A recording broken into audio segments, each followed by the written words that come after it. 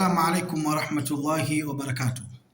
Katika utawala wa kiruhani ambao unaishi juu ya mbingu kuna asittatu atabaiqatun, kuna tabaka sita za maruhani ambao ni wakubwa ambao wanaishi katika mbingu. Hawa wanaitwa rihlatu sama, wanacheza katika anga hii ya kati, kwa sababu tunajua majini hawawezi kwenda anga za juu zaidi katika arshi ya Rahman, lakini kuna ambao wanaishi katika anga ya kawaida. Hata Bibi Aisha akamwambia Mtume siku moja, tulikuwa tukipata habari zamani na wale makuhani walikuwa wakituambia habari, akamwambia kweli, tilka alkalimatun, lile ni neno, yahfadhuha aljinni, alikuwa akilihifadhi jini, anakwenda kusikiliza huko, analihifadhi alafu anakuja kuleta kuzidisha katika mashikio ya wanadamu. Kwa hiyo majini wapo, lahum ajnihatun, ambao wana mbawa.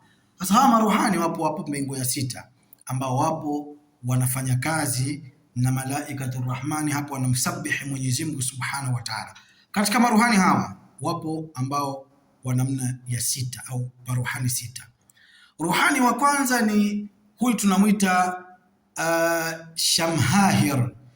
shamhahirun, halafu kuna shamharushi, kuna nurul abyadhu, kuna abu nurul aswadi, abul malik alhaqim, kuna sarfailu, na kuna wanamwita ghasafatul arhani. Hawa ni maruhani sita ambao wanaishi katika hiyo arshi ambao nimekueleza hapo katika. Lakini hebu tumueleze asafatul arhani ni katika ruhani wa namna gani? Asafatul arhani, huyu ni ruhani ambaye mara nyingi sana tanqidu ala naumi, yule ambaye anakujia usiku ni mzee sana. Yaani unaweza kulala katika usingizi ukamwona mtu mzee kweli kweli wa Kiarabu, au mzee ana magongo hivi anatembea kwa umri mrefu. Asafatul arhani, asafatul arhani lahu dhurriyatun, ana vizazi vikubwa sana, na ni ruhani ambaye anaishi miaka mingi sana, na ni ruhani katika wafalme, amezaa wafalme na wafalme wa kiruhani. Dalili zake ni nini ruhani huyu asafatul arhani? Asafatul arhani unaweza kuhisi katika masikio yako kuna dhikrullah, ukahisi katika masikio kuna utajo wa Mwenyezi Mungu, unakuja unasikia sauti zile za kumsabihi Mwenyezi Mungu zinakuja katika masikio yako. Na wakati mwingine ukisikiliza Qur'ani au ukiona vile vikao vya dhikri, basi hutamani kukaa pale katika vikao vya dhikri, usiondoke. Unapenda tu kuwa katika vile vikao vya dhikri ukamdhukuru Mwenyezi Mungu Subhanahu wa Ta'ala.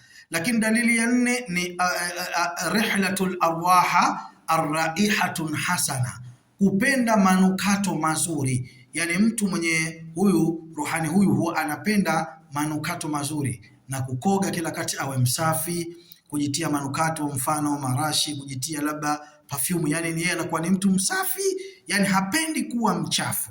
Ri'latun arwaha alhasana, kuishi katika maisha ambayo ya manukato mazuri. Lakini dalili nyingine ya huyo arwaha arhani ni mtu kuweza kupenda kulala nyakati zile ambazo watu wanalala, yani kutokuchelewa kulala. Mara nyingi sana baada ya sala ya Aisha akishakufanya ibada tu, yeye huwa analala, hapendi kulala saa 6 usiku, wala usiku tula laili, ule usiku unapoingia saa 3, saa 4, saa 5 kuendelea, hapendi kuwa nje. Mara nyingi anapenda kuwa ndani, akafanya ibada zake.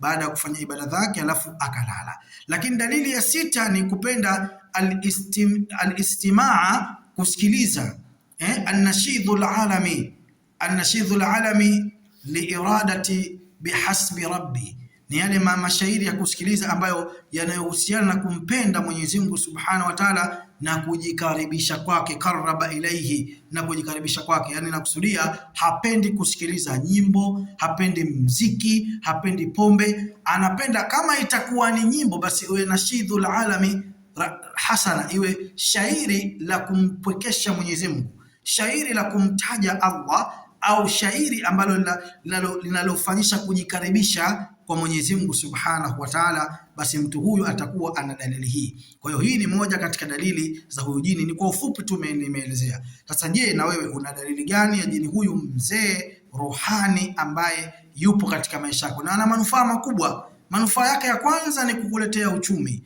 Manufaa ya pili ni kukufungulia vifungo vilivyofungwa na wachawi. Manufaa ya tatu ni kukugadi ikiwa ametawalishwa tayari katika mwili wako. Manufaa ya nne ni kukuhakikishia anakupa ulinzi wewe na familia yako katika jambo ambalo wewe unalihitaji kumuomba Allah subhanahu wa ta'ala, na ukasema maneno aksamtu alaykum ayuha al-arwah ash-shahrani bil ma'dhimati al-qalbi a'inukum wa taftahu li ala abwabi man janaba lakum al-a'ta wal qissati al-mahasin. Bismillah الذي نور على نور أنت الولي الشأن عظيم البرهان شديد ما شاء الله كان ولم يشاء. أقسمت عليكم أيها الأرواح الروحانية والأرواح الألوهية والأرواح السفلية والأرواح جن وجنان وحادكم وأوانكم وكباركم